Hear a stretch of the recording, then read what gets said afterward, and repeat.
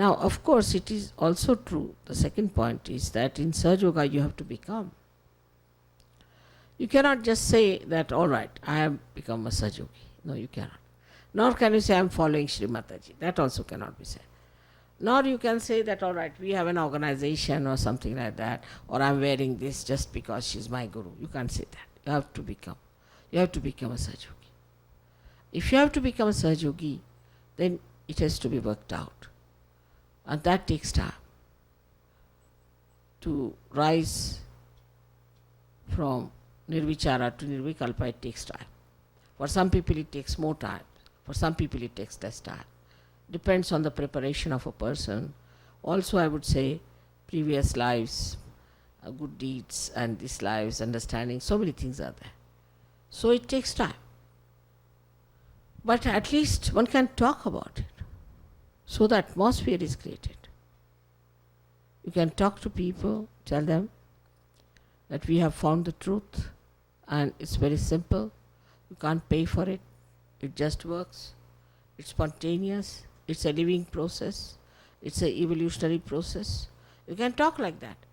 Not about me, but about Sahaja Yoga in an abstract manner. And it's such a wonderful thing. One should do it. All such talks are going to help us a lot. Though I would say those who listen to you may not get realization. But at least in the atmosphere it will be. And that is going to help us a lot. If it is in the atmosphere, people know that there's something like this coming up. For you people, of course, you have to work hard. And you have to become Sahaja Yogis. Becoming is a little bit a difficult task sometimes, because there's this great Mr. Ego, or maybe certain conditionings, you see, that people can't give up. And that they find it difficult to get out. But if you know how to raise your Kundalini, she will manage it. She knows how to do it, and she will give you that status. But first and foremost thing is to meditate and to raise your Kundalini. Meditation is the only way you can grow. There's no other way out. Because when you meditate, you are in silence. You are in thoughtless awareness. Then the growth of awareness takes place. Then it opens out. But if you are thinking, supposing there's a lake and the lake is completely in a turmoil, nothing can grow. But supposing it is silent, then lotuses can grow, anything can grow in it. In the same way, if your mind is agitated and your growth is not yet fully expressing itself, then it's such a vicious circle that you are agitated and your growth is hindered. Again, you are agitated, your growth is hindered. So the best way is to take to meditation. When you take to meditation, this turmoil will settle down. And when it will settle down, your growth will take place. After meditation, you will feel definitely that you have come out very well. You have grown very well. But for that, one has to be very honest. You cannot force people to be honest. That's one thing you can't do. You have to be honest to yourself. You have not to be hypocrite. You have to see for yourself that whatever you are doing is for your benevolence, is for your good, and that you have to do it because it is good for you to begin with. And then for the good of the humanity. You are doing for the good of the humanity. Now, some people who come for the first time will have lots of doubts because of ego. They have lots of doubts because of ego. How can that be? How can this be? All kinds of things they ask. Now, you have to say that first of all, you develop your insight. You develop your enlightenment. Your light is not sufficient. In the light only there are no doubts. Supposing in darkness you think that this table has no cover, it's all right. You can think whatever you like. But when there is light, you see for yourself there is a beautiful cover on top of this table. In the same way, it happens to us that we have to achieve a state. And once we achieve that state, then there's no question, there's no doubt, there's nothing, and you become so empowered. It is such a simultaneous thing. It works as soon as you achieve something, it works. When it works, then you are convinced. I'd say it's a very beautiful new chain starts within yourself, and then you really starts enjoying your joy of yourself. Now, it is for your gain you have come to Sahaja Yoga, not for anybody else's gain. First of all, your gain. And once you gain something, then you can only help others to do something about it. So, it is important to understand the first rule of Sahaja Yoga is that you look at yourself. How are you? Are you really progressing? Or you are worried about other things like your business, this, that. Or you are worried about your ascent. What are you worried about? Are you worried about your ascent? If you are worried about your ascent, what are you doing about it? That has to be the main object of life. The rest of the things follow it. Once you ascend, the whole cosmos can look after your problems. But you must ascend into the kingdom of God. That's the main point is. So, first of all, you have to ascertain about yourself. Am I ascending? Am I transforming? Am I giving up all my bad habits? Am I getting rid of my temper? Am I getting peaceful? Am I now sweet? Or am I now still the same horrible criticizer of others? Just put your attention to yourself and see for yourself. It's like a mirror. You start seeing yourself in the mirror, what's wrong with you. And then you try to correct it. Now, second point is that you must see your vibrations, what centers you are catching, yourself. For that you have to give yourself a bandhan. You give yourself a bandhan and see for yourself what's wrong with you. When you give yourself a bandhan, you will know about your chakras. And you'll be amazed. So that is how first pay attention to yourself. You find out what's wrong with you. Some of you might be having terrible ego. Then maybe you might be having a very bad Agya Chakra. Then you should find out, have you got Agya Chakra? This is ego. Then there's a very good remedy in Sahaja Yoga, which may look ridiculous, but it's very good remedy, is to beat yourself with shoes, as they know is the beating with the shoes. It's called as a shoe treatment. Now, then you have to go further. See, you find yourself that your right side is hot. What you do is to put your right side towards the photograph and left side up towards the ether. The ether takes away the heat. But what actually happens is that your right side gets the vibration and the heat is pushed towards your left and passes out into the ether. Now this heat comes from too much futuristic living. Those people who are too much futuristic, they have too much heat. And too much heat has to go away. And when this heat starts going away, then you are amazed how it works.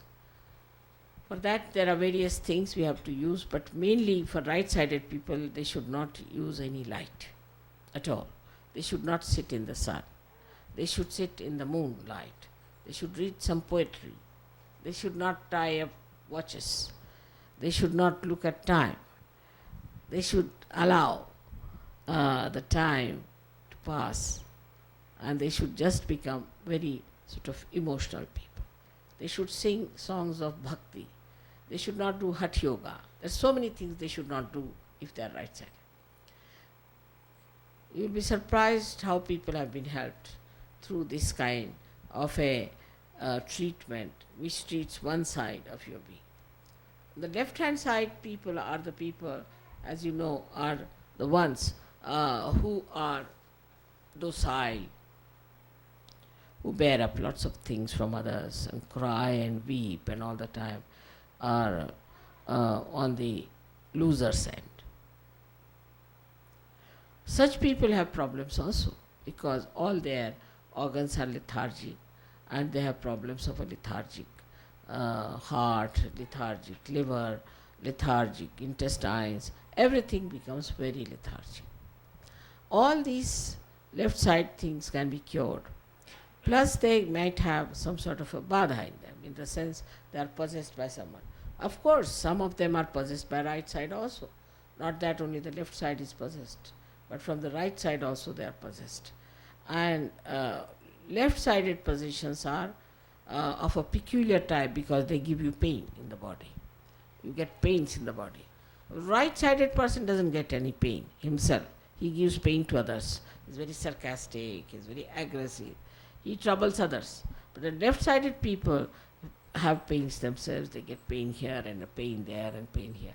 So left side is to be cleared, as you know very well, through the light. Light is put before the photograph, left hand towards the photograph, right hand on the Mother Earth. So the left hand gets the light, and the light passes through, and the negativity of the left side passes through the right hand, and the right hand is on the Mother Earth. The Mother Earth is the one who sucks in all these negative forces of the left hand side. So these are the two sides which we clear. But once you have cleared these two sides, then you can use the photograph. Sit with your both the hands towards the photograph and put both the feet in the water, a little bit of salt in it, and about 5-10 minutes you must allow vibrations to clear you out. Then wipe your feet, put the water properly into some disposal, and then sit down for meditation. If you can do that every day, even 10 minutes is more than sufficient. You don't have to do anything in an extreme manner. In the morning time, you have to give yourself a bandhan when you are going out. Don't go out without giving a bandhan. And attention should be all the time inside, in the sense that you're walking on the road, people have habit of seeing this, seeing that, seeing like that. The attention gets frittered away. What you should do is to see about 3 feet or 4 feet at the most from the ground, and not above, because you can see all the beautiful children, flowers, everything. There's nothing very beautiful about that.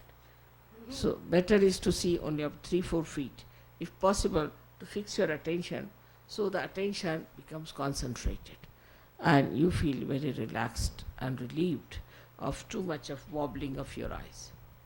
Eyes are very important. Very important, and as you will notice, because you are all realized souls, that your eyes now have got a glint, a kind of a light in the eye. And that light shows that you are realized souls. So best thing is that you should try to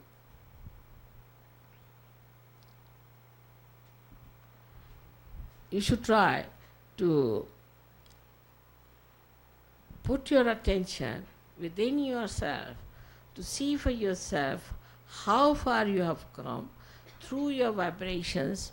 Know yourself, what is required in you. First and foremost thing, the light has to be clean. Then see how far you can reach your light, how far you can increase your dimension, how far you can go with others. I hope this small little explanation about your meditation and your method of rising and ascending will help you to grow further. But I don't mind if you have any questions, I would like to answer them. May God bless you. May God bless you. May God bless you. Mataji, it's through meditation and through using the fire, and we try to be thoughtless awareness, and we try to control our thinking. But many times what happens to me is, even though I meditate and thoughts come into my head, they just come all of a sudden. And I know they're not part of me. Is there a method to control these thoughts, even though we do meditate?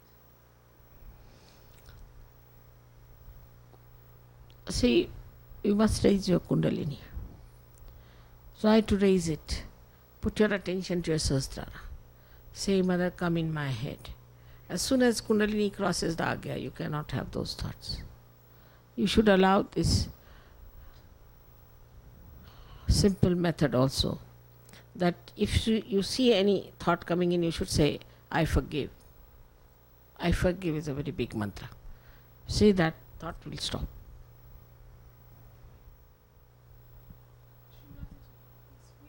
This week we were talking about a similar experience that